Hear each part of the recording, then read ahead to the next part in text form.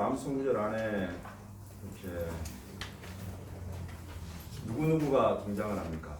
등장인물들 한번 찾아볼까요? 너희가 등장하는 너희는 누구예요? 무리지. 예수님을 따르는 수만 명의 무리들입니까? 아니면 제자들입니까? 많은 무리들이 예수님 말씀 들으려고 막 따라다니고 있었어요. 그때 수만 명이. 근데 이 말씀은 예수님이 누구에게 하셨느냐면 제자들에게 하셨어요. 그래서 지금 너희는 라고 하실 때에 제자들을 말씀하시는 거예요. 그래서 너희가 나왔어요. 또 누가 나옵니까?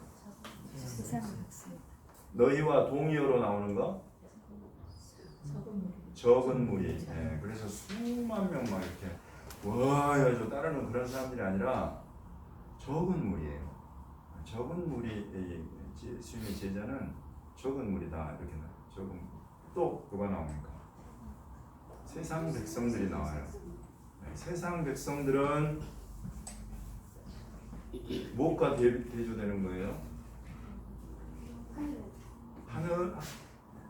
세상 백성과 하늘 백성, 하나님 백성과 대조되는 그런 게. 네. 또 누가 나옵니까? 아버지가 나와요. 아버지. 그렇죠? 아버지가 나옵니다. 그리고 세상 백성들이 나오고 적은 무리가 나와요. 우리 오늘 함께 오늘 말씀 지금 민수기 이제 시작이 오늘부터 민수기가 시작됩니다. 민수기 1장 1절을 한번 열어보십시오. 어느 쯤인가 이제 54개로 구성된 토라 포션 파샤 중에 34번째에 왔어요. 34번째부터는 이제 민수기로 들어가는 거예요. 창세기, 출애굽기, 레위기가 끝나고 민수기, 신명기 두 권 남았어요. 그 두 개가 이제 34부터 54까지 구성이 되어 있습니다. 34번째 토라 포션 파샤 제목은 베미드바르라고 합니다. 베미드바르. 이것이 이제 미드바르가 광야라는 뜻이에요. 그리고 우리가 읽기 시작하는 민수기라는 우리가 책 제목을 모세오경 중에 민수기라고 부르는 이 책 제목이 히브리어로는 베미드바르예요. 첫 번째 파라샤 토라 포션 파라샤의 제목을 따서 그 책 제목을 붙여요. 유대인들은. 그래서 베미드바르가 광야에서라는 34번째 파라샤 제목이기도 하면서 민수기 책 제목이다. 이렇게 여러분이 아시면 되겠습니다. 민수기 1장 1절에 보시면 이스라엘 자손의 애굽 땅에서 나온 후 둘째 해 둘째 달 첫째 날에 여호와께서 시내 광야 회막에서 모세에게 말씀하여 이르시되 이렇게 나와요. 그래서 시내 광야에서 히브리어는 회막에서 그 회막은 시내 광야에서 이렇게 시내 광야에서라고 해서 베미드바르가 여기서 나와요. 그래서 이제 뭘 시키시느냐면 2절, 3절을 보시면은 싸움에 나가면 전쟁을 치를 수 있을 만한 20세 이상의 남자들을 다 숫자를 세워라 이렇게 말씀을 하시죠. 그래서 각 지파별로 숫자를 다 셉니다. 각 지파별로 숫자를 다 세워서 이제 쭉 하는데 여러분 그 지파의 숫자를 셀 때 세지 않는 지파가 있었어요. 어디예요? 레위 지파. 요렇게 전쟁에 나갈 이 숫자를 셀 때는 들어가지 않는 지파가 레위 지파였어요. 레위 지파가 안 들어갔는데 12지파예요. 어떻게 된 거예요? 에브라임과 므낫세가 누구 아들들이에요? 요셉의 아들들한테는 야곱이 두 분깃을 주어가지고 두 지파로 받아들였죠. 그래서 요셉 대신에 에브라임, 므낫세 지파가 들어가면서 레위는 빠지고 12지파가 이렇게 구성이 되죠. 12개의 지파가. 레위 지파는 왜 계수하지 않았습니까? 레위인은 전쟁에 나갑니까? 레위인에게 맡겨진 임무는 뭐냐면 1장 50절을 보시면 증거의 장막과 하나님의 집 성막, 회막이라고 부르는 그것과 모든 그 안에 모든 기구들 그것과 관련된 부속품들을 관리하게 한다. 그들은 그 성막과 그 모든 기구를 운반하며 거기서 봉사하며 성막 주위에 진을 친다. 이렇게 성막을 운반할 때에는 레위인이 그것을 걷고 성막을 세울 때에는 레위인이 그것을 세우라. 그래서 하나님의 집 지성소가 있는 그 성막을 섬기는 모든 일을 레위 지파가 했다. 외인이 가까이 오면 어떻게 해요? 죽여요. 예. 무서운 말이죠. 51절을 보시면 외인이 가까이 오면 죽여라. 여러분 외인이 누구예요? 여기서 외인이라는 말을 히브리어로 보면 자르라고 해요. 자르라는 말은 strange 또는 foreign 이런 뜻이에요. 그리고 unauthorized. 영어로 해서 그러니까 기본적으로 이것은 이제 나그네들, 객들, 이 12지파에 속하지 않은 사람들을 가장 기본적으로 담고 있으면서 또 12지파 안에서 이스라엘 백성 안에서도 레위인에게만 이것이 맡겨져 있는데 레위인 아닌 사람들을 지금 총칭해가지고 여기서 지금 외인이라고 부르고 있어요. 그래서 가까이 오면 죽여라. 레위인의 사명은 그래서 사람들이 죽지 않도록 하는 책임이 있어요. 53절을 한번 같이 보겠습니다. 53절 한번 같이 읽어보겠습니다. 시작. 레위인은 증거의 성막 사방에 진을 쳤어 이스라엘 백성에게 종에게 진노가 임하지 않게 할 것이다. 레위인은 증거의 성막에 대한 책임을 지킬지니라 하셨습니다. 네, 이렇게 돼 있어요. 그래서 여러분 이것은 무엇을 바탕으로 배경으로 하고 있느냐면 블로그에 보시면 이 토라 포션 파라샤에 대한 이런 그림 정보와 또 간단한 설명이 들어가 있는 제가 만든 블로그예요. 그걸 보시면 여기 우리 지금 이 토라 포션 파라샤 각 그 해당 주에 해당하는 내용이 이렇게 그림으로 들어가 있는데 그 그림을 보시면 하나님의 집이 이렇게 있고 이스라엘 12지파가 동서남북으로 배치되어 있는 그림이 나와요. 지금 이 각 지파를 숫자를 세워가지고 그 숫자 센 것들을 가지고 동서남북에 배치를 시켜놨는데 그 배치된 것은 이제 동쪽, 동서, 남북 이렇게 해가지고 보면은 북쪽, 그래서 맨 위쪽으로는 한 10만 명 정도 되죠. 그리고 좌우로는 15만 명 정도 돼요.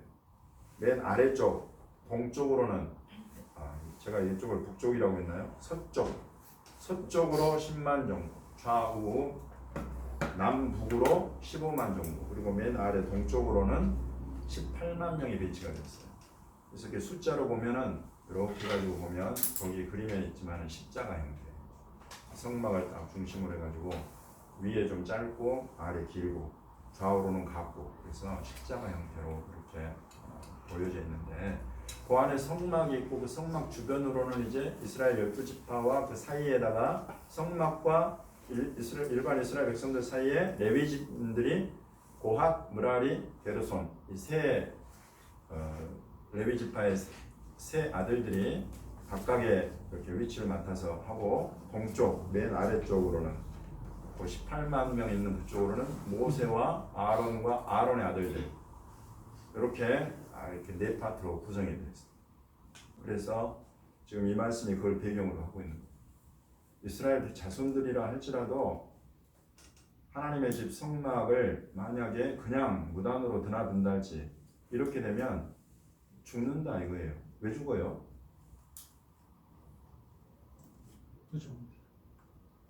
부정해서 죽어요? 왜 죽는 것 같아요?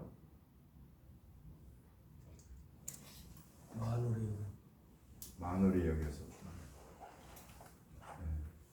지금 이런 것들은 하나님이 항상 그 구약을 통해서는 이제 그야말로 백성들을 가르치시는 거예요. 가르치시는 것이 뭐냐면 하나님의 그 임재의 상징인 구름 기둥과 불 기둥이 있는 그 지성소 하나님이 계신 그곳에는 가까이 하지 말아라. 왜냐하면 너희 죄인들은 그 거룩하신 하나님 앞에 가까이 가면 설 수 있는 사람이 없다. 살 수 있는 사람이 없다. 그럼 이런 것들이 시내산에 강림하실 때도 마찬가지였어요. 강림하실 때도 3일 동안을 백성을 준비시켜가지고 그 하나님 내려오시는 강림하시는 것을 준비하게 하시는데 그럼에도 불구하고 시내산에 강림하실 때 테두리를 딱 불러가지고 그렇게 3일 동안 준비를 했음에도 불구하고 이 테두리 안으로 넘어오지 마라. 넘어오면 사람이나 짐승이나 다 죽는다 이거예요. 그거 하나님이 가르치시는 거예요. 기본적으로 저와 여러분은 하나님께 가면 어떻게 된다? 죽는다.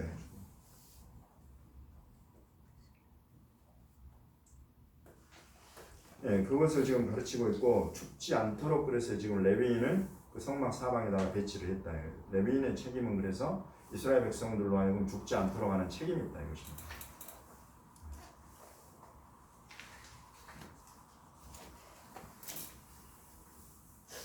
그래서 여러분 이제 보십시오. 이스라엘 진영이 있어요. 이스라엘 진영 주변 사방에 이스라엘 진영 밖에는 누가 있어요?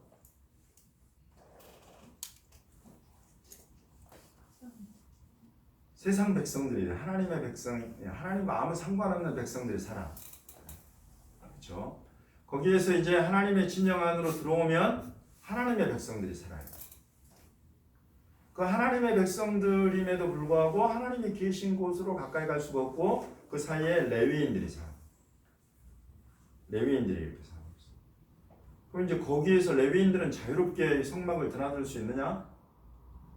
그게 또 아니더라 이거예요. 한번 보겠습니다. 4장으로 넘어갈게요. 지금 오늘 이 베밀바라가 토라 포션이 4장 20절까지 읽게 되어 있습니다. 여러분 여기 보시면 18, 19, 20절 4장 18, 19, 20절 같이 한번 읽어보겠습니다. 시작. 너희는 각 족속의 지파를 레위인 중에서 떨어지게 하지 말지니 그들이 지성모에 접근할 때에 그들의 생명을 보존하고 죽지 않게 하기 위하여 이같이 하라. 아론과 그의 아들들이 들어가서 각 사람에게 그가 할 일과 그가 할 것을 지휘하게 할지니라. 그들은 잠시라도 들어가서 성소를 보지 말라. 그들이 죽으리라. 지금 여기에서 나오는 족속이 뭐가 나와요? 고핫이라는 족속이에요. 고핫이 여러분 레위인이에요. 레위의 세 아들 중에 하나예요. 근데 특별히 세 아들들 중에 고핫이 무엇을 맡게 되었느냐면 성소와 지성소에 있는 물건들을 옮기는 그런 직분을 맡게 됐어요.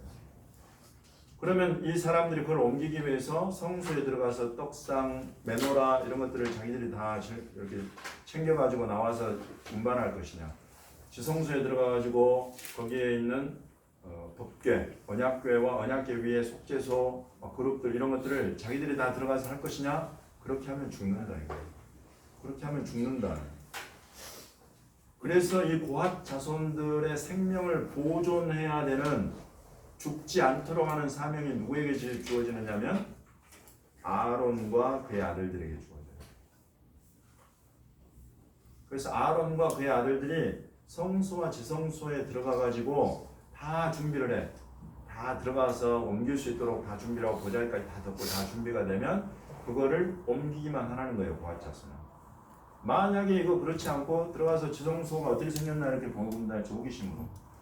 성소가 어떻게 생겼나, 지성소가 어떻게 생겼나, 물건들이 어떤가 이렇게 보다가는 다 죽는다 이거. 야, 참 희한하지 않아요? 희한해요. 그래서 여러분 이게 몇 겹이에요 지금.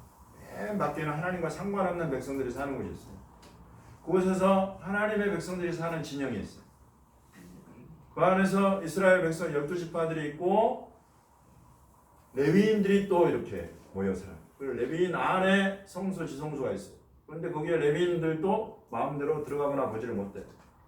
아론과 그의 자손 제사장들만 지성소, 성소 안으로 들어가서 물건을 보고 만지고 섬기고 그럴 수 있다. 그렇지 않으면 어떻게 된다? 다 죽는다 이거예요. 예수님의 말씀 누가복음 12장이에요. 1절부터 5절까지 여기에서 여러분 죽일 수 있는 존재들이 두 가지가 나오죠. 누구예요? 첫 번째, 몸만 죽일 수 있는 사람들이 나와요. 그렇죠? 4절에 몸을 죽이고 그 후에는 능히도 못하는 자들이 있다 이거예요. 사람을 죽일 수 있는 사람들은 사람들이에요. 원수마귀가 사람을 사망의 그런 자리로 몰고 가기도 하죠. 근데 그렇게 몸을 죽이는 자가 있지만은 예수님이 말씀하시는 5절에 보면 또 누가 나와요?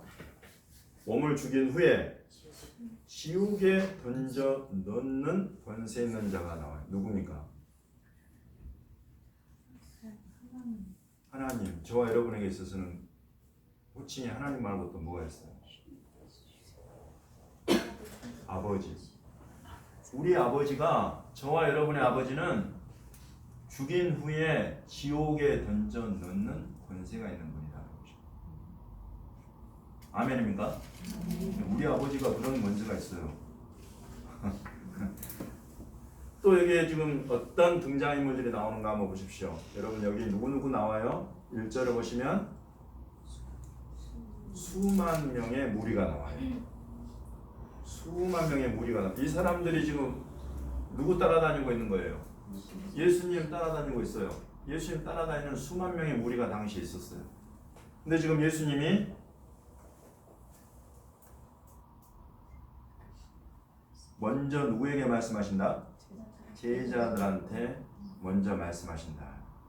그러면서 또 등장인물이 하나 나오는데 바리새인들이 나와. 바리새인들의 누룩 곧 외식을 주의하라. 여러분 바리새인들 그러면 세상 백성입니까? 이스라엘 백성입니까? 하나님 백성입니까? 세상 백성입니까?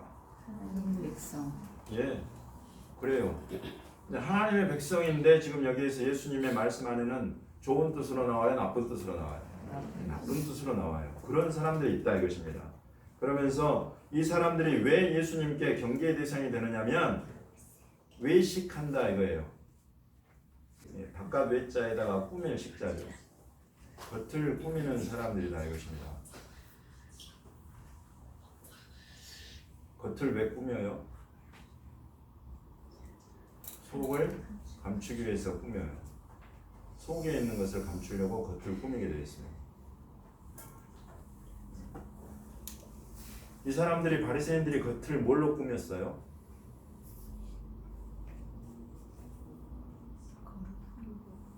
덕과 전통으로 꾸몄어요. 여러 가지 여러분 보십시오. 오늘날 유대인들이 한국 교회에 소개하는 것들 중에 다 있어요. 겉으로 보기에 눈길을 끌고 사람들의 마음을 사로잡을 수 있는 것들이에요. 실은 먹거리 안 먹거리를 다 가려. 먹기 전에 손을 다 씻고 613가지 계명이라고 오늘날 부르는 이런 것들을 만들어 가지고 그것들을 다 지키는 것들이 중요하다. 이렇게. 그러면 여러분 굉장히 설득력 있어요. 왜냐하면 우리의 삶으로, 행동으로, 행위로 이게 다 보여지고 나타나는 것들이라서 사람들이 혹하게 돼 있어. 근데 예수님은 지금 뭐라고 하시냐면 그 외식, 바리새인들의 누룩이다, 외식이다, 이렇게 이것을 주의해라. 그러면서 2절에 감추인 것 드러나지 않을 것이 없다. 숨긴 것 알려지지 않을 것이 없다. 겉을 꾸미면서 속에 감추는 것들이, 속에 감추고 드러나지 않는 것들이, 숨겨놓은 것들 너무나 더럽고 하나님 그 성소에 들어갔다가는 바로 그냥 죽어나갈 그런 모양을 다 하고 있다. 저와 여러분 잘 생각하십시오. 내가 지금 어디에 속해 있는가를 여러분 생각하시라고 제가 이런 백성들 다 구분해서 말씀드리는 거예요. 나는 지금 어디까지 이르러 있는가를 여러분 생각하십시오. 나는 예수님을 따르기만 하는 수만 명의 이 무리들 가운데 지금 한 사람인가?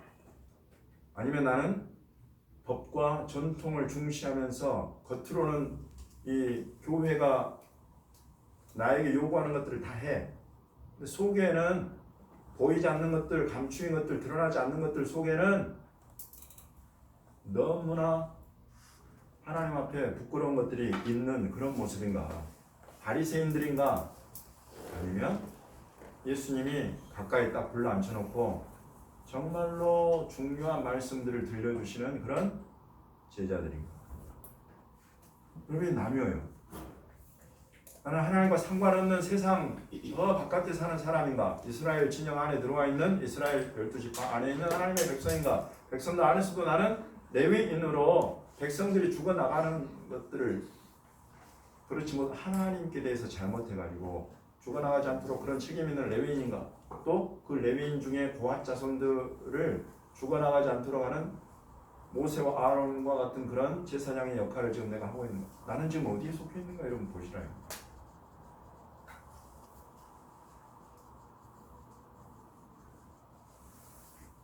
제자들은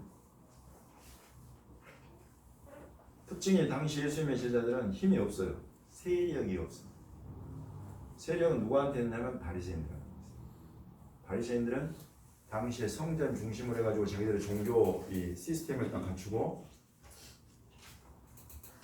공의회라고 산헤드린이라는 그 공의회를 만들어가지고 그곳에서 이단자들을 색출해내고 이단으로 판명을 해서 공동체, 커뮤니티, 컨그리게이션, 이스라엘 케힐라라고 케힐라 밖에 쫓아내버리는 권한이 있어요. 유대인들처럼 여러분 공동체 중심이 없어요. 가족 공동체, 사회 공동체, 국가 공동체 이 공동체 중심인데 여기에서 쫓겨나는 이 사람은 외인이 되는 거예요. 이런 권한이 당시에 산헤드린이 바리새인들에게 있는 거예요. 근데 예수님의 제자들은 그렇지가 못해. 몇 명이었어요? 수도 적어. 그 아까 예수님 뭐라고 하시냐면 적은 무리요. 이 적은 무리가 두려워하는 거예요. 산헤드린의 공회와 그 결정권과 그것으로부터 축출당하는 민족의 배신자나 반역자나 여기 낙인 찍히는 거 여러분 이거 두려운 거예요. 예수님 따르다가 그렇지만 지금 예수님은 두려워하지 말아라. 그리고 정말로 두려워할 사람은 그런 바리새인들이나 그런 종교 시스템을 갖춰가지고 너희들을 억압하고 하나님이 정말 기뻐하시는 것들을 풀어나가는 그런 축복된 자리로 나오는 것을 막고 회방하고 핍박하는 자들 두려워하지 말아요. 그것들로 인해서 그래 죽을 수도 있다. 그 핍박과 박해가 너무 심해져가지고 죽을 수도 있지만은 그것으로 끝이 나. 그러나 우리 아버지 하나님은 그 이후에 지옥에 던져 넣어버릴 그런 권세예요. 영원한 죽음으로 내몰 수 있는 분은 하나님뿐이다. 이런 말씀들을 하고 계십니다. 그러면서 오늘 우리 암송 구절 한번 넘어가 보겠습니다.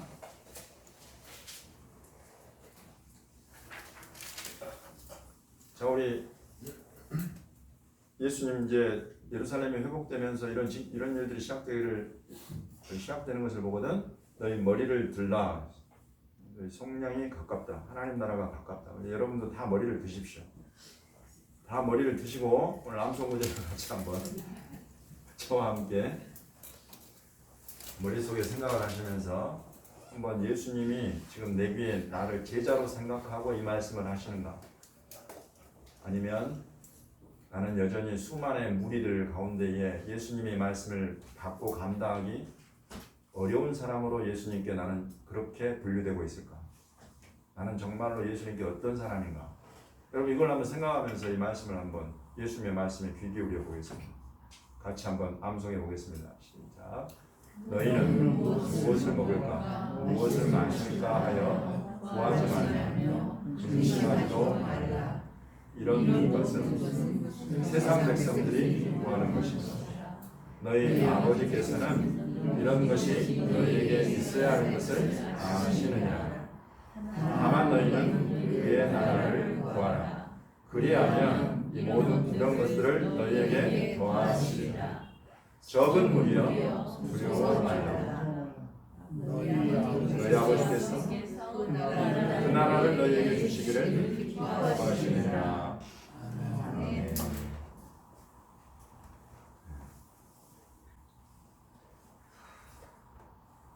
지금 예수님이 제자들과 세상 백성들과 구분하는 것이 뭐냐면 너는 무엇을 추구하고 있느냐 하는 것입니다.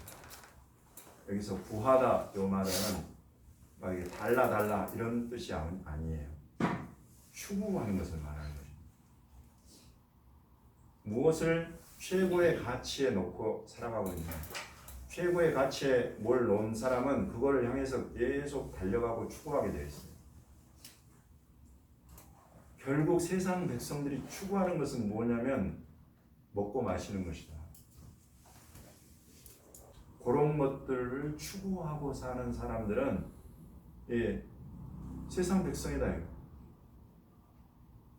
하나님 백성은 무엇을 추구하고 살아야 되느냐면 아버지 나라. 아버지 나라를 최고의 가치에다 두고 그 나라를 추구하면서 사는 사람이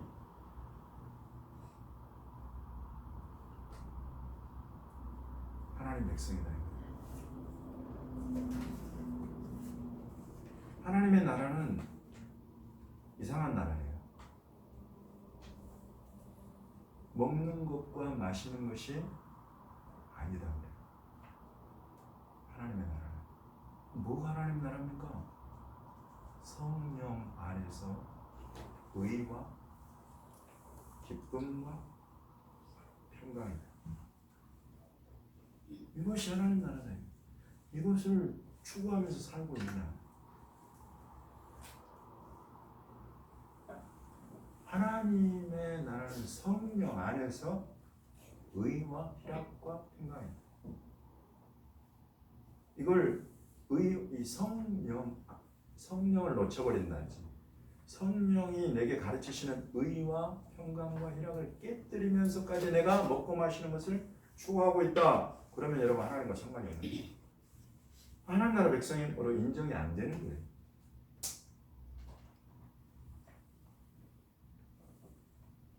이런 것들을 여러분 우리가 지금 오순절을 향해 가면서 내가 정말로 성령 안에서 성령이 내게 깨우치시고 열어주시는 그런 의, 하나님 나라의 의를 말하는 거예요. 하나님이 기뻐하시는 그 기쁨이 내게 있는 거예요. 하나님이 주시는 샬롬, 평강이 내 삶에 있는가. 여러분 이것을 확인해 보라는 것입니다. 여러분 이게 작은 거예요? 작지가 않아요.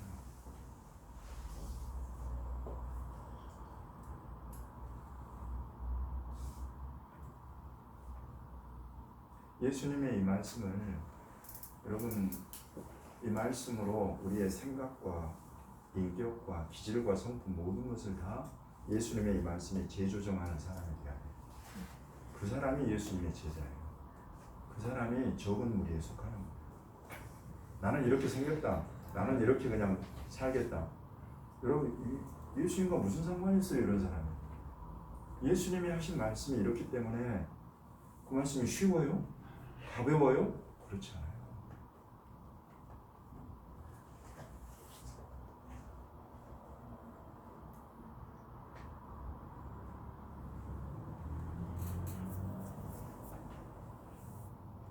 그러면서 주님이 이 예수님이 하신 말씀 나라 내가 정말로 하나님 나라를 추구하느냐 먹고 마시는 걸 추구하느냐 바로 실례를 딱 하나를 들어요. 바로 이어서 33절과 34절을 한번 같이 읽어보겠습니다. 여러분 쉬운 말씀이에요? 어려운 말씀이에요? 소유를 팔아서 너에게 있는 소유를 너희가 지금 힘으로 삼고 있고 지금까지 그걸 추구하면서 살아온 그 소유를 팔아버려라. 그래서 팔아서 생기는 것들 그 돈으로 구제해라. 구제가 뭔지 잘 아시죠? 설명 안 해도 되죠? 그렇게 하는 사람은 그 모든 소유, 팔아버린 그 소유가 어디에 쌓이느냐면 하늘 아버지 집에 다 쌓인다.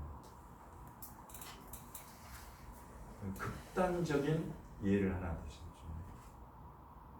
너희 보물 어디다 지금 두고 살아가고 있느냐?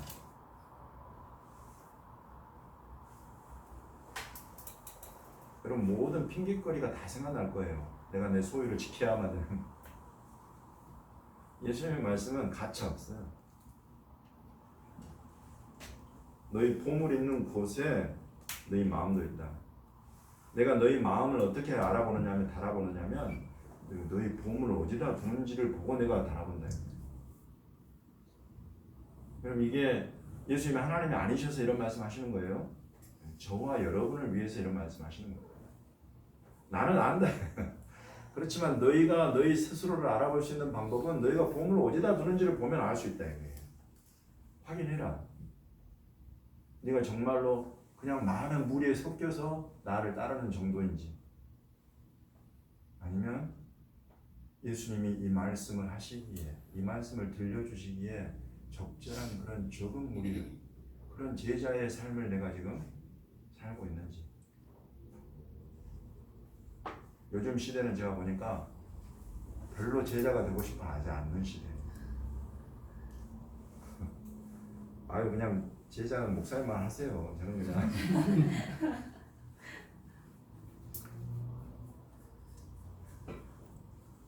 그래요. 저는 예수님 제자 할래요. 여러분들은 제가 목사가 돼가지고 목사님 하세요. 저는 그냥 이 땅에서 충분히 즐길 만큼 즐기고 그러고 살다 갈래요. 그럼 제가 가만히 그래요. 그러면 나만 그렇게 갈게요. 그냥 그렇게 사세요. 힘들고 어려운데 그걸 예수님 제자 되겠다고 그러지 마시고 그냥 그래요. 세상 사람들 다 누리듯이 그냥 그렇게 살다 가세요. 이럴 거예요, 제가. 그거는 여러분 어떤 사람이냐면 예수님 말씀 안에 다 있어요. 마지막으로 볼 말씀인데 41절부터 48절까지 말씀. 예수님의 말씀이 이렇습니다. 베드로가 궁금했어요. 주님, 이 비유 지금 이거 말씀하시는 이 비유가 봄을 이어서 하는 그런 비유가 있어요. 허리에 띠를 띠고 등불을 켜고 서 있으라 이러면서 주인과 혼인잔치 비유를 이렇게 말씀해요. 그러니까 베드로가 우리한테 하시는 이런 말씀입니까? 아니면 모든 사람들한테 들으라고 하시는 말씀입니까? 주님이 지혜 있고 진실한 청지기 이야기를 하세요. 그러면서 또 그 집 종들 이야기를 하세요. 둘 다 종이에요. 둘 다 종. 청지기도 종이고 그 집 종들도 종이야. 그 집은 하나님 집이에요. 하나님 집에는 많은 종들이 있어요. 그리고 종은 또 우리가 자녀들이라고 불러요. 수많은 사람들이 살아요. 그 가운데에 그 집 사람들을 맡아가지고 양식 먹여줄 사람이 또 있다 이거예요. 그것이 여러분 콜링이고 사명이에요. 이 집 사람들이 열심히 잘 준비해가지고 딱 먹이면 우리 이 집 사람들이 배불리 먹고 잘 먹었다 좋다 하는 거예요. 그리고 주님은 이 집 주인은 얘들이 이렇게 잘 준비해가지고 내 집 사랑하는 내 종들 내 자녀들이 이렇게 잘 먹고 행복해하는구나 칭찬하시겠다 이거예요. 근데 만약에 우리 주인은 이런 거 보지도 않을 거야. 그렇게 생각하고 때려. 좌우에 있는 사람들을 다른 사람들을 때린대. 그러면 주님이 나중에 때린다. 내가 너희 위해서 대신 죽었다고 너희를 위해서 그냥 좋게만 생각하지 마라. 때가 되면 때릴 놈들은 때린다. 맞을 놈들은 맞고 그것도 여러분 많이 맞는 놈들은 거칠게 맞는 놈들이었어. 여러분 예수님이 얼마나 저와 여러분을 우리 공동체를 주의 깊게 보시는지 여러분 기억하십시오. 주님이 이렇게 하신다는 것은 그만큼 자세히 보신다는 거예요. 주인이 이럴 때 그 종이 그렇게 하는 것을 보면 그 종은 복이 있을 것이다. 주님 앞에 섰을 때 부끄러운 낯 보이지 않으려고 나는 적어도 여러분들과 함께 성경이 말하고 우리 주님 말씀하시는 것을 정말 중요한 것들을 말을 안 하니 안 할 수가 없는 거예요. 아유 그냥 목사님만 그렇게 살다 가세요. 저는 그냥 제가 하고 싶은 대로 제가 놀고 싶은 대로 살래요. 그렇게 사십시오 할 수 없는 게 이것 때문이에요. 그래서 우리가 겸허함으로 사모함으로 그렇게 여러분 우리가 성령이 깨우치시는 예수님의 말씀을 사모하며 나아가는 거예요. 그런 사람이 정말로 때를 따라 주시는 양식을 먹고 하나님 나라 백성답게 살 수 있는 힘과 권세와 그 직분을 누리면서 사는 사람이 되는 줄로 믿습니다. 네. 기도하겠습니다.